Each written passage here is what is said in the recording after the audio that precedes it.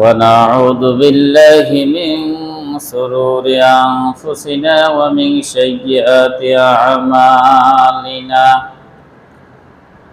من يهده الله فلا مضل له ومن يضلله فلا هادي له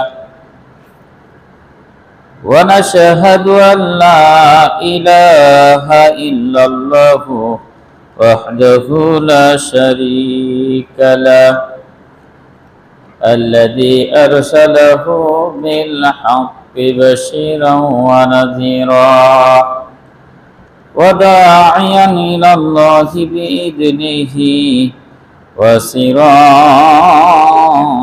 منيرا أما بعد أعوذ بالله من الشيطان الرجيم بسم الله الرحمن الرحيم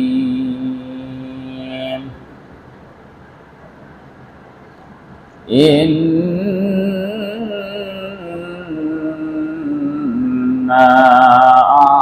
أعطيناك الكوثر فصل لربك وانحر إن شانئك هو الأبتر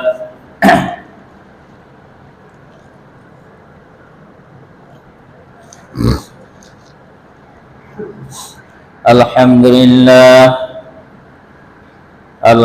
لله نحمده ونستعينه ونستغفره ونؤمن به ونتوكل عليه ونعوذ بالله من شرور أنفسنا ومن سيئات أعمالنا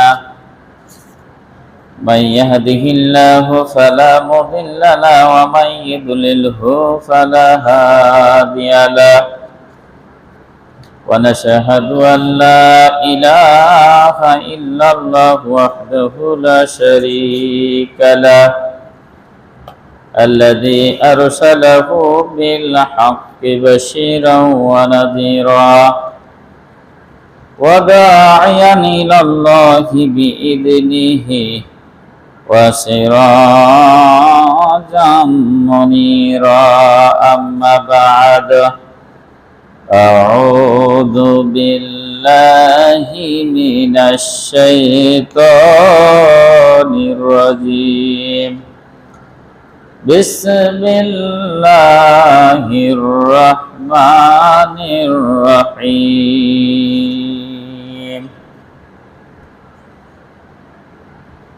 ولكل أمة جعلنا منسكا ليذكروا اسم الله على ما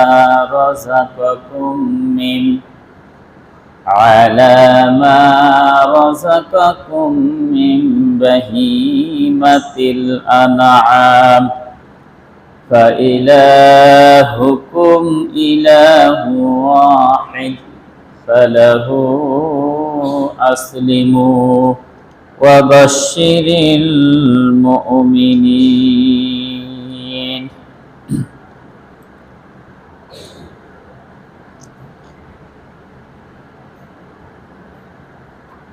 وقال النبي صلى الله عليه وسلم من كان له ساعة ولم يضحي فلا يقربن مصلنا রাহু ইবনে মাজাহ। আলহামদুলিল্লাহ, সমস্ত প্রশংসা সমস্ত গুণগান সেই মহিয়ান গরিয়ান রব্বুল আলামিনের দরবারে, যার অশেষ মেহেরবানিতে আমরা পবিত্র জুমার মসজিদে সুস্থ শরীর নিয়ে ইবাদত বান্দেগী করার জন্য আসার তৌফিক দান করেছেন। এই জন্য আমরা সেই মহান রব্বুল আলামিনের দরবারে শুকরিয়া জ্ঞাপন করছি। সকলে বলছি আলহামদুলিল্লাহ। লক্ষ কোটি দুরূদ ও তাসলিমা বর্ষিত বিশ্ব নবীর প্রতি সকলে বলছে সাল্লাল্লাহু আলাইহি ওয়াসাল্লাম। সম্মানিত উপস্থিতি, আমি আপনাদের সামনে আজকে পবিত্র কোরআনুল কারীমের সূরা হজ্জের 34 নম্বর আয়াত তেলাওয়াত করেছি এবং ইবনে মাজার একটি হাদিস তেলাওয়াত করেছি। আল্লাহ রাব্বুল আলামিন যদি তৌফিক দান করেন তাহলে এই আয়াতের পাশাপাশি আরো কিছু আয়াতকে টেনে এবং হাদিসের পাশাপাশি আরো কিছু হাদিসকে টেনে আজকের সংক্ষিপ্ত জুমার খুতবা শেষ করব। মা তাওফিক ইল্লা বিল্লাহ, তাওয়াক্কালতু ওয়া ইলাইহি উনীব। আজকের আলোচনার বিষয়বস্তু হচ্ছে কুরবানি। আমরা সবাই জানি মুসলমানদের বছরের দুইটি ঈদের দিন রয়েছে, দুইটি খুশির দিন রয়েছে। তার মধ্যে একটি ঈদুল ফিতর, যেটা হচ্ছে রমজানের পরে আমরা পালন করেছি, আর সামনে বৃহস্পতিবার 28 তারিখ আমাদের দ্বিতীয় আনন্দের দিন মুসলমানদের। 10 তারিখ 10ই জিলহজ আমরা ঈদুল আজহা, আল্লাহ রাব্বুল আলামিন যদি বাঁচিয়ে রাখেন তাহলে ইনশাআল্লাহ আমরা সামনে 10 তারিখে ঈদুল আজহার নামাজ পড়ব এবং সেই দিন তামাম বিশ্বের মুসলমান কুরবানি করবে। তো এই কুরবানি সম্পর্কে আমি আপনাদের সামনে সংক্ষিপ্ত পরিসরে আলোচনা করব ইনশাআল্লাহ। তো কুরবানি শব্দের অর্থ হচ্ছে উৎসর্গ করা, কোনো কিছুকে বিনা স্বার্থে দিয়ে দেওয়া, আল হেবা, দান করে দেওয়া। অর্থাৎ এই যে হাজার হাজার টাকা খরচ করে মানুষ কুরবানি দিচ্ছে, একটাই স্বার্থ, আল্লাহ রাব্বুল আলামিনকে খুশি করা। আল্লাহ রাব্বুল আলামিনকে যেভাবে তিনি কুরবানি করতে বলেছেন, আমরা তাকে খুশি করার জন্য, তার হুকুম পালন করার জন্য আমরা নিঃস্বার্থভাবে এই কুরবানিটা করে থাকি। তামাম বিশ্বের মুসলমান এই কুরবানিটা নিঃস্বার্থভাবে আল্লাহকে খুশি করার জন্য করে থাকি। এই জন্য কুরবানির আবেদন করতে হচ্ছে উৎসর্গ করা, দান করা, কারো উদ্দেশ্যে কোনো কিছু দান করা। আল্লাহকে রাজি খুশি করার জন্য আমরা 4 প্রকার পশু থেকে কুরবানি করে থাকি। 1 নাম্বার হচ্ছে আল বাঈর অথবা আল ইবিল, দুইটা শব্দ ব্যবহার করা হয়েছে। উট আমরা কুরবানি করে থাকি। তারপর 2 নাম্বার হচ্ছে গরু অথবা মহিষ, এই দুইটা থেকে আমরা কুরবানি করে থাকি। 3 নাম্বার হচ্ছে ছাগল। 4 নাম্বার হচ্ছে ভেড়া অথবা দুম্বা। এই 4 প্রকার পশু থেকে আল্লাহ রাব্বুল আলামিন মানুষদেরকে, মুসলমানদেরকে কুরবানি করার জন্য হুকুম করেছেন। আল্লাহ রাব্বুল আলামিন বলছেন যে এই কুরবানি তো আসলে কখন থেকে আমরা শুনেছি যে হযরত আদম আলাইহিস সালামের 2 পুত্র থেকে কুরবানির প্রচলন শুরু হয়েছিল। তো তখনকার কুরবানির নিয়ম আলাদা, আর বর্তমানে এখনকার কুরবানির নিয়ম হচ্ছে, এটা হচ্ছে হযরত ইব্রাহিম আলাইহিস সালামের সুন্নাত। সাহাবীগণ রাসূল সাল্লাল্লাহু আলাইহি সাল্লামকে জিজ্ঞাসা করলেন যে মা হাযিহিল আযাহিয়া ইয়া রাসূলুল্লাহ, হে আল্লাহর রাসূল, এই কুরবানি বলছেন, এটা কি জিনিস? নবী করিম সাল্লাল্লাহু আলাইহি সাল্লাম তখন বললেন, সুন্নাতু আবিকুম ইব্রাহিম আলাইহি ওয়াসাল্লাম, তোমাদের পিতা আদম আলাইহিস সালামের সুন্নাত হচ্ছে কুরবানি। সুতরাং তোমাদের পিতা যেভাবে কুরবানি করেছে, তোমাদের পিতা হযরত ইব্রাহিম আলাইহিস সালাম যেভাবে কুরবানি করেছে, তোমরা সেভাবে কুরবানি করো। তো হযরত ইব্রাহিম আলাইহিস সালামের ঘটনা সূরা সাফফাতের 100 থেকে 108 নম্বর আয়াত 9 নম্বর আয়াত পর্যন্ত বিস্তারিত সুন্দরভাবে তুলে ধরেছেন। তো গত জুমায় আলোচনা করতে গিয়ে আপনার সময় শেষ হয়ে গিয়েছিল, তাই রেখে দিয়েছিলাম। তো ওই আলোচনাটা একটু সামনে নিয়েই আজকে কুরবানির পশুর ধরনটা কি রকম হবে, কুরবানির পশু মানে বয়স কোনটার কত হবে, গোশত বন্টন কিভাবে আমরা করব, এবং কোরআন হাদিস অনুযায়ী কিভাবে করার নিয়ম আছে, এবং একটা পশুতে কয়জন কুরবানি দিবে, এই বিবিধ বিষয়গুলো নিয়ে আজকে আলোচনা করব। তো ইব্রাহিম আলাইহিস সালামকে যে আমাদের আদর্শ হিসাবে রেখে দিয়েছেন যে কুরবানির আদর্শ তোমরা ইব্রাহিম আলাইহিস সালামের আদর্শে আদর্শিত হয়ে কুরবানি করো। সাহাবীগণ যখন জিজ্ঞাসা করলেন যে এটা কুরবানি কি জিনিস, নবী করিম সাল্লাল্লাহু আলাইহি সাল্লাম বললেন তোমাদের পিতা হযরতে ইব্রাহিম আলাইহিস সালামের এটা সুন্নাত। এই সুন্নাতটা কিভাবে পালন করা হয়েছে আল্লাহ রাব্বুল আলামিন সুন্দরভাবে তিনি বলে দিয়েছেন।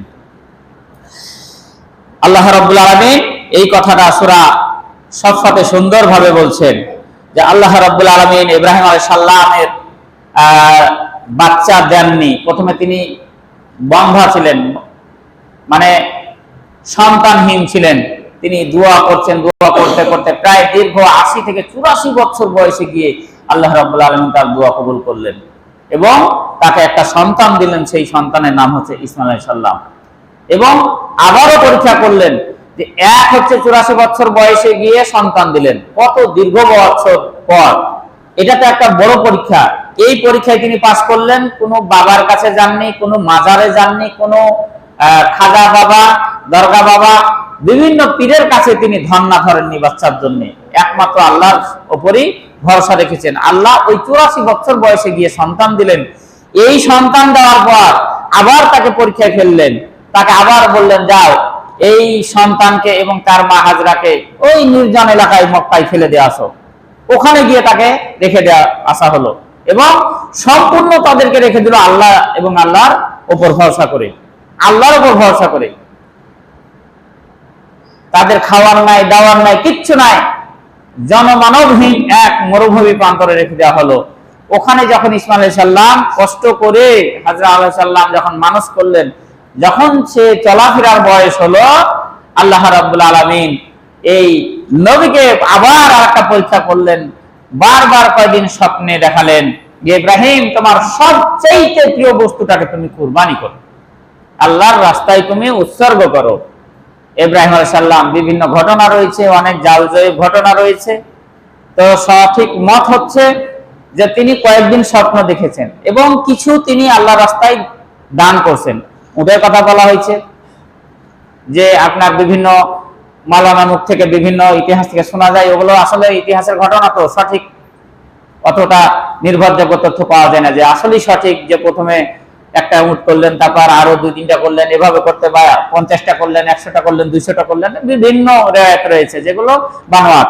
তো সবচাইতে সঠিক কথা যে তিনি 2 দিন কুরবানি করছেন আল্লাহর রাস্তায়। তার মনে হয়েছে যে আমার বোধহয় সবচাইতে উট ভালো, উট বোধহয় সবচাইতে দামি, উটটা করলেন, দেখেন না কাজ হলো না। আবার তার কাছে মনে হয় যে ইব্রাহিম তুমি এখন আল্লাহর রাস্তায় তোমার প্রিয় বস্তু দান করলে না। তিনি সবচাইতে যেটা তার প্রিয় বস্তু আবার দেওয়ার চেষ্টা করলেন না। তৃতীয় দিনও তাকে স্বপ্নে দেখা হলো। হযরত ইব্রাহিম আলাইহিস সালাম বুঝলেন যে আমার প্রিয় বস্তু তো আমার ছেলে ইসমাঈল আলাইহিস সালাম, এবং যাদেরকে আমি রেখে এসেছি ওই মরুভূমি প্রান্তরে, আর খবর নিনি, খোঁজ নিনি তারা বেঁচে আছে না মরে গেছে, তারা কিভাবে চালাচ্ছে সংসার, মা ছেলে মেয়ে কিভাবে তারা মানে নিজেদের জীবন পরিবহন করতেছে, জীবনকে সরবরাহ করতেছে, জীবন উপকরণ তারা জোগাড় করতেছে কোথা থেকে, আমি তো খোঁজ খবর নিনি। দীর্ঘ চলাফেরা যখন 10-12 বছর বয়স, তখন তিনি আল্লাহ রাব্বুল আলামিনের এই হুকুম আদিষ্টিত হয়ে তিনি চলে গেলেন ইসমাঈল আলাইহিস সালামের কাছে। ওখানে গিয়ে তিনি বললেন, এই কোরআনুল কারিমে এখান থেকে আলোচনা করা হলো। আল্লাহ রাব্বুল আলামিন বলেন, আল্লাহর পেয়ারা হাবিব হযরতে ইব্রাহিম আলাইহিস সালামকে পৃথিবীর মধ্যে যত নবী এবং রাসূল এসেছিলেন, সমস্ত নবী এবং রাসূলের মধ্যে সবচাইতে বেশি যিনি পরীক্ষা করেছেন তিনি হচ্ছে হযরত ইব্রাহিম আলাইহিস সালাম। আল্লাহ রাব্বুল আলামিন যত নবী রাসূল এই পৃথিবীতে তিনি পাঠিয়েছেন, সবচাইতে নবী রাসূলদের মধ্যে যাকে সবচাইতে বেশি পরীক্ষা করা হয়েছিল তিনি ইব্রাহিম আলাইহিস সালাম। তিনি প্রত্যেকটা পরীক্ষায় মানে ফার্স্ট ক্লাস পাস করছেন। আপনি চিন্তা করেন 84 বছর বয়স পর্যন্ত একটা সন্তান নাই, তারপরও তিনি আল্লাহর উপর নারাজ, আল্লাহর উপর নাখোশ হননি, আল্লাহর উপর মন খারাপ করেননি, কোনো বাবার কাছে গেননি, কোনো পীরের কাছে যান নাই, কোনো শিরকিয়াতের সঙ্গে জড়িত হন নাই। অথচ ওই সবাই গোটা সমাজটা তার পিতা সহ শিরকে ভর্তি, গোটা সমাজটা হচ্ছে শিরকিয়াত দিয়ে ভরপুর। নিজের পিতা সহ সবাই, সমাজের লোকজন, গোটা এলাকার লোকজন, সরকার থেকে শুরু করে সবার বিরুদ্ধে তিনি দাঁড়িয়ে তিনি নিজেকে ঘোষণা দিয়েছেন। ইব্রাহিম আলাইহিস সালাম ঘোষণা দিয়েছিলেন ওই সময়, কুল ইন্না সালাতি ওয়া নুসুকি ওয়া মাহইয়ায়া ওয়া মামাতি লিল্লাহি রাব্বিল আলামিন। গোটা জাতির সামনে, নিজের পরিবার সহ গোটা জাতির সামনে ইব্রাহিম আলাইহিস সালাম ঘোষণা দিয়ে দিয়েছিলেন, নিশ্চয় আমার নামাজ, নিশ্চয় আমার সালাত, নিশ্চয় আমার জীবন, নিশ্চয় আমার মরণ একমাত্র সেই আল্লাহ রব্বুল আলামিনের জন্য, যে রব্বুল আলামিন এই তামাম বিশ্বের প্রতিপালক। গোটা জাতির সামনে তিনি এভাবে ঘোষণা দিয়েছিলেন যে সবার বিরুদ্ধে আমি গিয়ে আমি সেই রবের জন্য আমার এই জীবন, মরণ, কুরবানি, সালাত সব কিছু আমি উৎসর্গ করে দিলাম।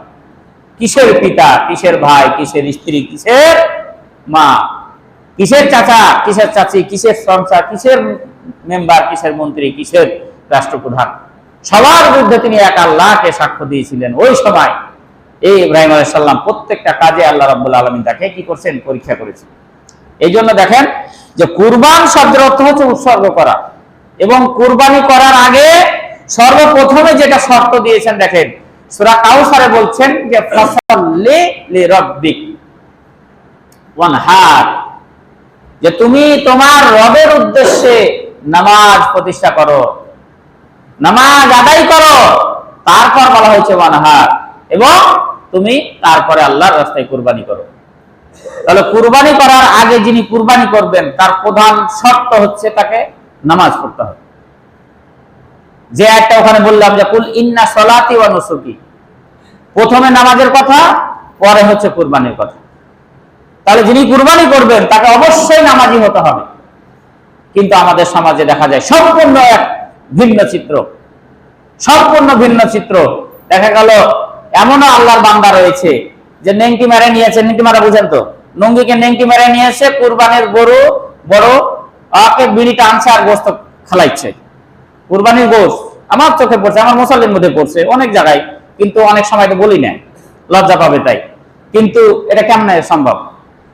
আল্লাহ যেখানে বলছে কি যে তুমি নামাজি যদি না হও তোমার জন্য কুরবানি নয়। আর কুরবানির গোস্ত নেংটি মারে, ডান হাতে বিড়ি, ডান হাতে কুরবানির গোস্ত চাপল দিয়ে হাড় মারতেছে, কুরবানির মানে হাইসাতে কাটতেছে। তাহলে ওই মুসল্লিকে কি বলবেন বলেন? এখন যদি তাকে বলা যায় সে অপমানিত বোধ করবে, সে মন খারাপ করবে। এমন মুসল্লি আছে সে মন খারাপ করবে। ওইসব মুসল্লির মন খারাপ দেখে আমার লাভ আছে? তার জন্য কি ইসলামের বিধিবিধান আলাদা? এগুলো রাজ্জাক সাহেব একটা কথা বারবার বলে যে ধর্ম দিল্লু का লাগবে नहीं है, जो चाहे इसको खा ले और जो चाहे इसको फेंक दे। এই উর্দু শেখটা কিন্তু বারবার বলে প্রবাদ বাক্য যে ধর্ম কি দিল্লির একটা লাড্ডু, রসগোল্লা, যে যার মন চাইবে খাইলাম আর যার মন চাইলাম ফেলে দিলাম। ধর্ম ধর্ম জায়গাটা আছে। আপনি ধর্ম পালন করতে পারবেন না, পালন করার প্রয়োজন নাই। আপনি ফেরাউনের দলে চলে যে জাহান্নামে হয়ে যান, সমস্যা নাই, কিন্তু ধর্মকে নিয়ে তামাশা করা যাবে না। আজকে আমরা দেখেন নামাজ পড়াটা হচ্ছে কি ফরজ, কুরবানি দেওয়াটা হচ্ছে সুন্নাত অথবা ওয়াজিব। যেটা না পারলেও সমস্যা নাই, আর যে দিন চলে যাবে এটা কথা নাই। কিন্তু আমরা কুরবানির ব্যাপারে যতটা গুরুত্বপূর্ণ দিই, যত গুরুত্ব দিই, অথচ ওই কুরবানির দিনে ফজর নামাজটাই পড়ি না আমরা, ঠিক না? আমাদের হলো যে কুরবানির গোস্ত করতে করতে করতে আসর লাগাই দিই, জোহরের নামাজ গেল, আসরের নামাজ গেল, ওই গোস্ত ভাগ বটোয়ারা করতে করতে। তাহলে যেটা আপনার গুরুত্বপূর্ণ বেশি আমরা সেটাই ছেড়ে দিলাম। আল্লাহ তাআলা এই জন্য বলছে ফাসাল্লি লিরাব্বিকা ওয়ানহার, আগে বান্দা নামাজ পড়, পরে কুরবানি কর। ইন্না সলাতি ওয়া নুসুকি, নিশ্চয় আমার নামাজ তারপর আমার কুরবানি। তাহলে নামাজের ব্যাপারে আগে গুরুত্ব, কুরবানির ব্যাপারে তারপরে। তারপরে নামাজ নাই, কোনো কিছু নাই। নামাজ হচ্ছে ভিত্তি, মূল। এই যে খুঁটি দেখছেন, এই ছাদের ভিত্তি হচ্ছে খুঁটি। এই পিলার যদি না থাকে এই ছাদ কিন্তু উপরে টিকে থাকবে না। পিলার যদি না দেন আপনার এই ছাদ উপরে টেকসই হবে না। আপনি ইট দিয়ে গাঁথনি দিতে পারেন, কিন্তু উপরে আর 3-4 তলা 5 তলা তুলতে পারবেন না আপনার যদি পিলার শক্ত না থাকে। আপনার ধর্মের ভিত্তি হচ্ছে প্রথমে নামাজ, নামাজটা ঠিক নাই, আপনি কুরবানিতে কি করবেন? আমাদের তো যেটা কুরবানির আসল যেটা উদ্দেশ্য, কুরবানির যেটা উদ্দেশ্য সেটা হচ্ছে তাকওয়া অর্জন করা। ইব্রাহিম আলাইহিস সালামকে দীর্ঘ 84 বছর পর যে সন্তান দিলেন, আল্লাহ কি জুলুমকারী মনে হয়? আল্লাহ কি বান্দার উপর জুলুমকারী? যে আল্লাহ 84 বছর একজনের সন্তান দিলেন না, 84 বছর পর বললে যা তোকে একটা নেক সন্তান দেওয়া হলো, সেই আল্লাহ 10-12 বছর বয়সে ওই সন্তানকে আবার জবাই করতে বলতেছে। আল্লাহ এত জুলুমকারী? আল্লাহ রাব্বুল আলামিন এই বান্দার পরীক্ষা করে দেখছে যে বান্দা আমার কথা শুনে কি শুনে না। এবং আল্লাহ এমন এক ছেলে দিয়েছে, এমন এক ছেলে দিয়েছে, ছেলেকে বলছে পিতা গিয়া, যেই ছেলে মানে মানুষ হয়েছে অনাথের মতন, খাওয়ার নাই, দাওয়ার নাই, বাবার কোনো খোঁজ নাই, বাবার সঙ্গে কোনো সাক্ষাৎ নাই, কে যে বাবা তিনি চিনেন না। হঠাৎ করে গিয়ে বলছে ছেলে আমি তোমার বাবা, আল্লাহ আমাকে আদেশ করছে তোমাকে কুরবানি করার জন্য, তোমার মতামত দাও।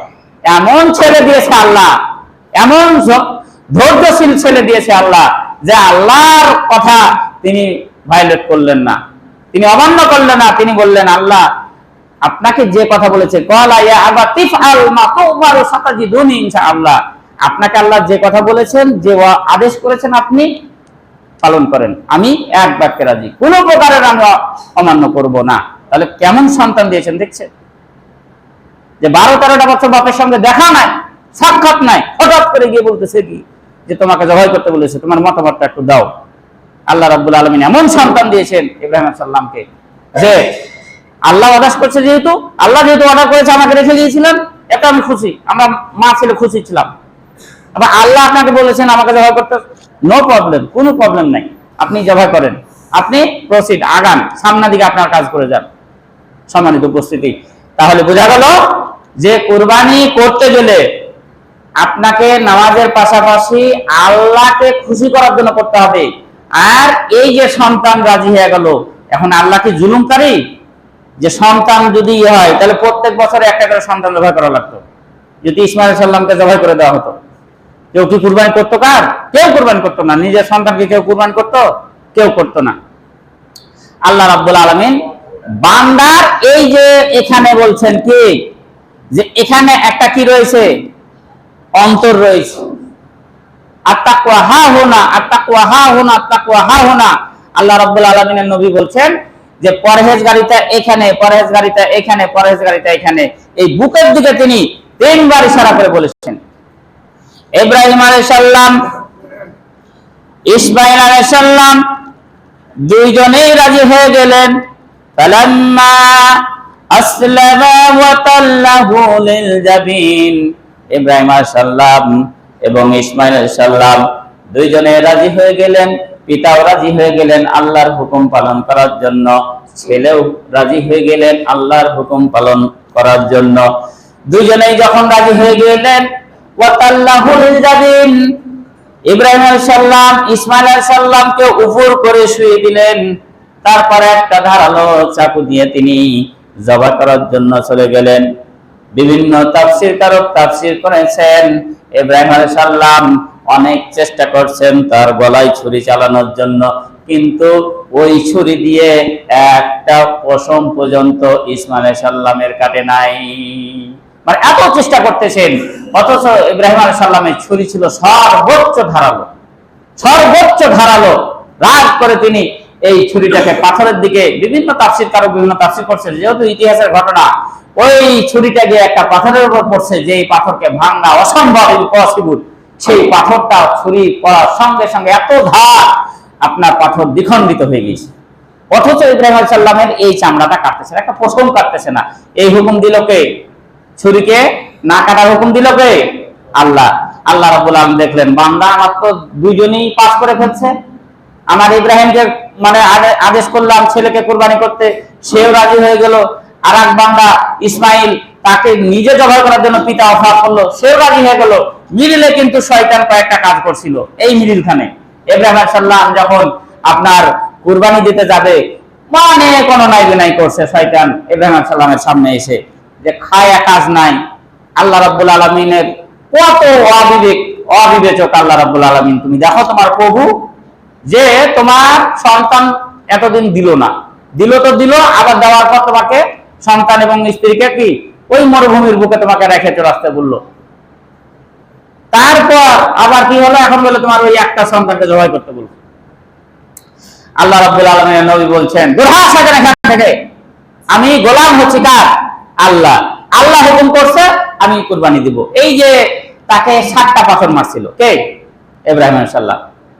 ওই জন্য একটা হচ্ছে জামরায়ে আকাবা, জামরায়ে উলা, জামরায়ে উস্তা, 3 জায়গায় কিন্তু 3 7 21টা পাথর মারা লাগে। ইব্রাহিম আলাইহিস সালামকে যখন পারলো না, এবার হাজরা আলাইহিস সালামের কাছে গেলেন। হাজরা, তোমার স্বামী কত শয়তান দেখছো? কি হয়েছে? বললো যে তোমাকে তো সন্তান হওয়ার সঙ্গে সঙ্গে মরুভূমিতে রেখে চলে গেল, বাড়ি নাই, ঘর নাই, কি খাবা না খাবা, এটা তো স্বামী, এর মতো জালেম স্বামী আর দুনিয়াতে কোনো মেয়ে জানা না পড়ে। মানে শয়তান কিন্তু তাকে বলাচ্ছে, হাজরা আলাইহিস সালামের দিকে বলছে যে এর মতো জাল্লাদ স্বামী যেন কোনো মেয়ের পাল্লায় না পড়ে, যে রেখে চলে গেল দুধের শিশুকে সহ, কোনো খাবার নাই দাওয়ার নাই, এমনি রেখে চলে গেল। তুমি কষ্ট করে তোমার সন্তানকে মানুষ করলে, এই 10-12 বছর কত যে কষ্ট সহ্য করছে আমি জানি, কেউ না জানুক। শয়তান কার পক্ষে কথা বলছে? হাজরা আলাইহিস সালামের কথা।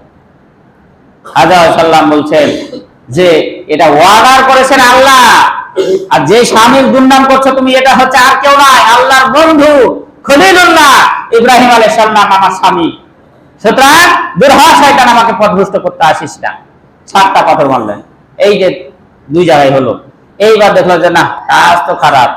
শয়তান বললো যে কোথায় যে কি করি। তখন বললো হ্যাঁ, ইসমাইলের কাছে যাই। ইসমাইল ছোট মানুষ, তাকে বুঝাইলে যে তুই কেন রাজি হলি বেটা? হ্যাঁ, ইব্রাহিম নাই বুড়া হয়ে গেছে, তোর বাপ ও মারা যাবে, তোর মাও নাই চলে যাবে কদিন, বা তোর সামনে ভবিষ্যৎ পড়ে আছে। হ্যাঁ, বাবার কথা শুনে কি ছুরির গলায় যায় কেউ? তাকে বুঝাতে গেল। ইব্রাহিম আলাইহিস সালামের ছেলে ইসমাইল সাল্লামকে বললার পর ইসমাইল সাল্লাম বললে বুঝতে পারছি তুমি আর কেউ নাই, ইবলিস, শয়তান। তাকে 7টা পাথর মারা তাড়িয়ে দেওয়া হলো। এই যে 3 জায়গায় 3 7 21টা পাথর মারছে। এই জন্য হাজিরা গিয়ে ওটা ওই ইব্রাহিম আলাইহিস সালামের সুন্নাত এখন পর্যন্ত কি আছে? চালু আছে, যে 3 7 21টা করে আপনার পাথর মারা লাগবে। সম্মানিত উপস্থিতি, তাহলে বোঝা গেল যে শয়তান সব জায়গাতেই শয়তানি করার চেষ্টা করে, কিন্তু ওখান থেকে আপনাকে আমাকে বেঁচে থাকা লাগবে। তো এই ইব্রাহিম আলাইহিস সালামের যে ঘটনা থেকে যেটা শিক্ষা, কুরবানির মেন উদ্দেশ্য সেটা হচ্ছে আত-তাকওয়া। রব্বুল আলামিন বলেন, লা ইয়ানালাল্লাহা লুহুমুহা ওয়ালা দিমাউহা ওয়ালাকিন ইয়ানালুহু তাকওয়া মিনকুম। রব্বুল আলামিন বলেন, তোমরা যে কুরবানি দাও, এই কুরবানির গোশত এবং রক্ত আল্লাহ রব্বুল আলামিনের কাছে পৌঁছে না। ওয়ালাকিন ইয়ানালুহু তাকওয়া মিনকুম, আল্লাহর কাছে পৌঁছে তোমাদের মনের অন্তরের তাকওয়া। এই তাকওয়াটা আল্লাহ রব্বুল আলামিনের কাছে পৌঁছে। সুতরাং কুরবানি তোমরা যেটাই দাও, আল্লাহকে খুশি করার জন্য দাও, আল্লাহকে রাজি খুশি করার জন্য দাও। এটা হচ্ছে কুরবানির 1 নাম্বার উদ্দেশ্য। এটা কি আজকে আমাদের মাঝে আছে? সারা বিশ্বের মুসলমানদের মধ্যে আজকে প্রতিযোগিতা শুরু হয়ে গেছে, কে কত বড় কুরবানি দিবে। এই বড় বড় করতে গিয়ে আল্লাহকে খুশি করার জন্য যে দিবে, এই দেওয়াটা সব ছুটে গেছে। মানুষ সর্বপ্রথম কুরবানির গোশত কিনতে গিয়ে, কুরবানির পশু কিনতে গিয়ে তাকে মাংস কতটুকু হবে, মানে উদ্দেশ্য থাকে মাংস কয় টাকা করে পড়বে। আগে গরু কিনুক, ছাগল কিনুক, ভেড়া কিনুক, দুম্বা কিনুক, যাই কিনুক না কেন, হাটে গিয়ে মানুষের চিন্তা ভাবনা করে যে কয় মন গোশত হতে পারে, কয় টাকা করে ভাগে পড়লো, এইরকম চিন্তা করে কি করে না? আপনাদের দিকে না করলে আমাদের গোড়াগড়িতে করে। এটা কিন্তু বর্তমানে মুসলমানের অবস্থা। তাহলে আল্লাহ বলছেন এবং ইব্রাহিম আলাইহিস সালাম এবং ইসমাঈল সাল্লামের ঘটনা থেকে এটাই শিক্ষা দেওয়া হলো। এবং আল্লাহও বলছেন যে রক্ত মাংস আল্লাহর কাছে কিছুই যায় না, যায় রক্ত তো পুরো মাটির সাথে মিশে গেল, ওই একটু গর্ত করলেন, রক্তটাকে ঢেকে দিলেন, আর মাংসটাকে আপনি বাড়ি নিয়ে চলে আসলেন। তাহলে গেল আল্লাহর কাছে কেমনে? আপনি তো খেলেন, রক্ত তো মাটির সাথে মিশে গেল, আর কিছু থাকলো? চামড়া তো আপনার বিক্রি করে দিলেন। তাহলে আল্লাহর কাছে কিছুই প্রশ্ন না। হাদিসের ভাষা, হযরত আয়েশা রাদিয়াল্লাহু তাআলা আনহা হতে বর্ণিত, তিনি বলেন যে মা আমিলা ইবনু আদামা মিন আমালি ইয়াওমান নাহার হাব্বা ইলাল্লাহি মিন ইহরাকিদ দাম। কুরবানির দিন আল্লাহর কাছে কুরবানি করার চাইতে আদম সন্তানের আর কোনো গুরুত্বপূর্ণ আমল নাই। অর্থাৎ কুরবানি করাটাই কুরবানির দিনের সবচেয়ে গুরুত্বপূর্ণ কাজ।